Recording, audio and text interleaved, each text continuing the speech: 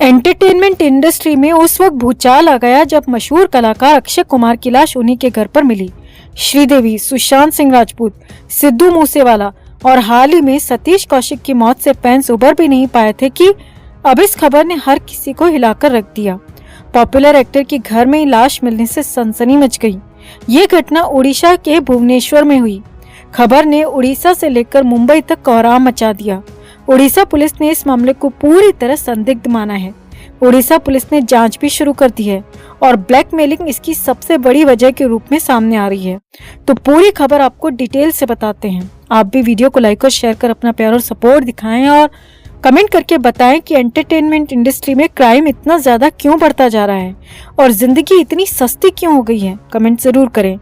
Channel के साथ जुड़कर चैनल को सब्सक्राइब कर हमारी आवाज बने।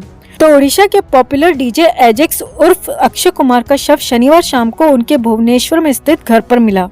पुलिस के मुताबिक उनका शव संदिग्ध हालात में पाया गया है, जिसकी जांच शुरू हो चुकी है। वहीं परिवार ने अक्षय कुमार की गर्लफ्रेंड पर उसकी हत्या करने का आरोप लगाया है। घर वालों का कहना है कि गर्लफ्रेंड कई दिनों से अक्षय को कुछ आपत्तिजनक तस्वीरें और वीडियोस दिखाकर ब्लैकमेल कर रही थी। शनिवार शाम यानी कि 18 मार्च को शव मिलने के बाद अक्षय की बॉडी भुवनेश्वर के कैपिटल हॉस्पिटल भेजी गई थी, जहां उनका पोस्टमार्टम हुआ। फिलहाल पीएम रिपोर्ट सामने नहीं आई है।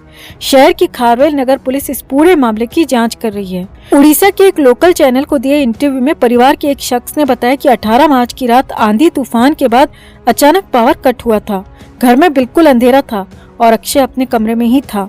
करीब रात के 10 बजे जब परिवार के लोगों ने अक्षय को आवाज दी तो कोई जवाब नहीं मिला। संदिग्ध स्थिति होने पर घर वालों ने उसके कमरे का ताला तोड़ा तो वो पंखे पर फंदे से लटका हुआ मिला, जिसे देखकर घर वाले बुरी तरह हिल गए। एक न्यूज पोर्टल से बातचीत में अक्षय के अंकल ने बताया कि वो एक लड़की के साथ रिलेशनशिप में था जो उसे पिछले कई दिनों से ब्लैकमेल कर रही थी। अक्षय के अंकल का कहना है कि वो लड़की और उसकी सहेली अक्षय की मौत के जिम्मेदार हैं। इस मामले की जांच सीबीआई को करनी चाहिए।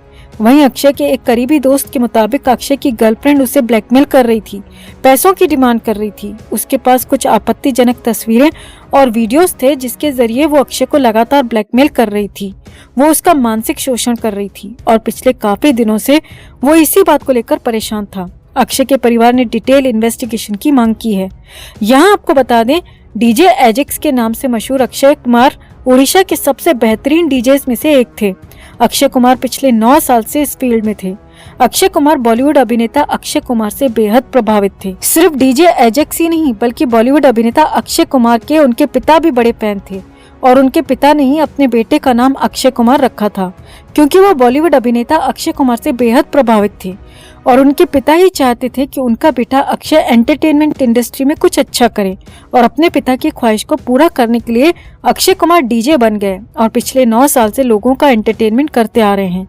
ओडिशा में सबसे मशहूर डीजे के रूप में अक्षय कुमार की पहचान थी और इस तरह से उनकी लाश मिलना हर किसी के लिए बड़ी ही सदमे वाली खबर है। यहाँ आपको बता दें, ऑडियंस के बीच अक्षय कुमार की तगड़ी फैन फॉलोइंग थी। वहीं सोशल मीडिया पर भी उनके 94,000 फॉलोअर्स हैं और अक्षय की हुई अचानक मौत इन सभी फॉलोअर्स के लिए एक बहुत ही बड़ा झटका है। तो फिलहाल तो डीजे एजेक्स उर्फ अक्षय कुमार की अचानक हुई संदिग्ध मौत ने हर किसी को हिलाकर रख दिया है। आखिर क्यों मनोरंजन करने वाले अपनी जान इस तरह गंवा रहे हैं? क्या अक्षय कुमार की मौत ने एक बार फिर से चमकीली दुनिया का शाह सच उजागर कर दिया है? क्या पुलिस को इस मामले की डिटेल जांच करनी चाहिए?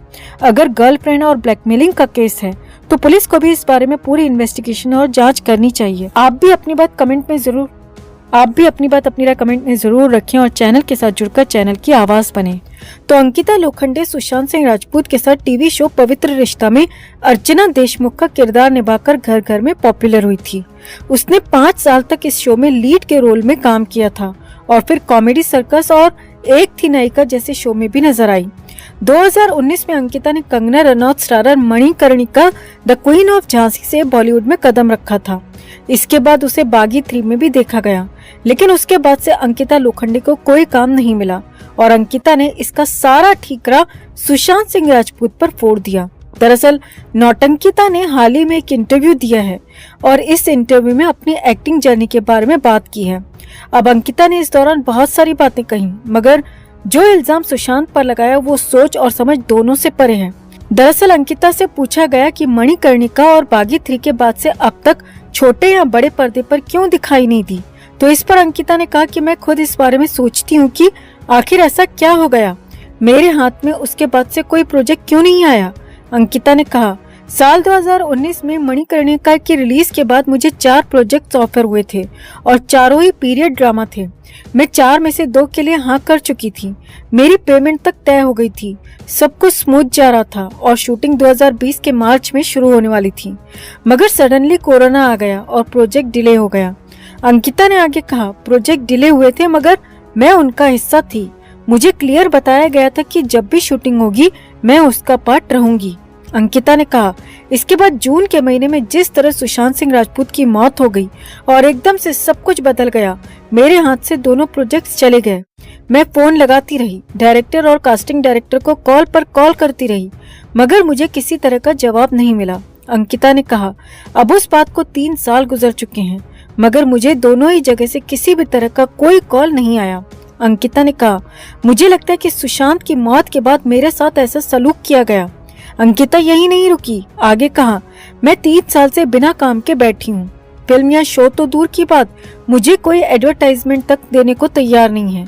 मुझसे कोई भी ब्रांड टच में नहीं आया। मैं बिल्कुल बेकाम और बेकार बैठी हूँ। अंकिता ने आगे कहा, मैं हमेशा सोचती थी कि मैं उस दिन शादी करूंगी जिस दिन मैं लीड एक्ट्रेस के तौर पर काम करूंगी, मगर मैं कब तक इंतजार करती, इसीलिए मुझे शादी करनी पड़ी और अब जाकर थोड़ा बहुत काम मुझे मिलना शुरू हुआ है। अंकिता ने आगे कहा, इसमें मेरा क्या कसूर है, मैं तो एक्टिंग में अपना 100% दे रही थी। अगर सुशांत की मौत हुई और ऐसे सर्कमस्टेंसेस में हुई तो इसमें मेरी क्या गलती है। मैंने तो हमेशा सुशांत और उसकी फैमिली का फेवर किया और सपोर्ट किया, मगर सुशांत के फैंस ने मुझे ही गुनहगार बना दिया। मेरी इमेज ऐसी बना दी कि जैसे मैं कोई वैम्पायर हूँ। अंकिता ने आगे कहा, मुझे लगता है कि यही वजह रही होगी कि मेरे हाथ से दोनों प्रोजेक्ट्स चले गए। प्रोड्यूसर और डायरेक्टर ने मेरा कॉल उठाना भी बंद कर दिया। अंकिता ने कहा, मैं 4 साल से बिना काम के रही हूँ। एक एक्टर के तौर पर पर्दे से दूर रहना किसी सजा से कम नहीं, लेकिन मैं रही। मैं लंबे समय तक एक ट्रॉमा में रही, दर्द और तकलीफ सब सही और बहुत सारे इल्जाम भी सहे। अंकिता लोखंडे ने यह भी कहा कि वो काम मांगने में यकीन नहीं रखती। अंकिता ने इंटरव्यू में कहा, फिल्म मार्केट बहुत अलग है। जैसा कि कई लोग कहते हैं कि उन्हें अच्छा ऑफर नहीं मिल रहा है, लेकिन मेरे साथ ऐसा नहीं हुआ। मुझे ठुकराने के लिए कोई ऑफर मिला ही नहीं और जाकर काम मांग सकती ऐसी मैं हूँ नहीं। अंकिता ने कहा, मणिकर्णिका के बाद अपने हाथ में कोई तलवार नहीं ली और ईमानदारी से कहूँ तो मेरा कोई गॉडफादर भी नहीं है जो मुझे आगे बढ़ा सके। मैं टैलेंटेड थी, ये मैं जानती थी, लेकिन आपके पास आनी तो चाहिए कुछ चीजें मना करने के लिए। मेरे पास ऑफर्स आए ही नहीं। 2 ऑफर्स आए, लेकिन वो बिना कहे मुझसे छीन लिए गए। अब यहाँ पर वर्क फ्रंट की बात करें तो 2022 में अंकिता ने पति विक्की जैन के साथ मिलकर रियलिटी शो स्मार्ट जोड़ी जीता था। उसकी 2 फिल्में द लास्ट कॉफी और सावरकर जो इसी साल बड़े पर्दे पर आ सकती हैं। फिलहाल तो नौटंकिता खुद के बेकाम होने का जिम्मेदार सुशांत सिंह राजपूत को मानती है। तो आपको क्या लगता है दोस्तों, क्या वाकई में अंकिता को सुशांत की वजह से काम नहीं मिला, या फिर अंकिता के बिना काम के रहने की वजह खुद अंकिता लोखंडे ही है? आप भी अपनी बात अपनी राय कमेंट में जरूर रखें और वीडियो को लाइक और शेयर कर अपना प्यार और सपोर्ट भी जरूर दिखाएं।